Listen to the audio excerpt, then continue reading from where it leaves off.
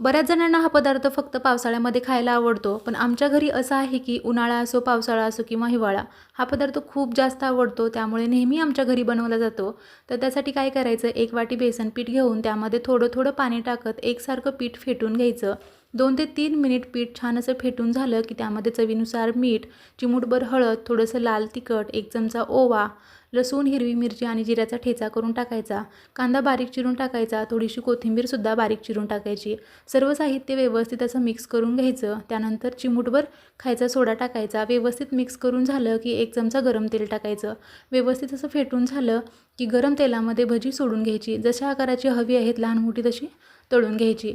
3 ते 4 minute medium गॅसवरती भजी छान अशी तळून घ्यायची. या पद्धतीने बनवलेली भजी एकदम गाड्यावर मिळतात तशीच हलकी-फुलकी, जाळीदार आणि चवीला सुद्धा अगदी तशीच लागतात. नक्की बनवून बघा. डिटेल रेसिपी हवी असेल तर चॅनलवरती आहे, पाहू शकता. व्हिडिओ आवडला असेल तर लाईक, शेअर अँड सबस्क्राईब.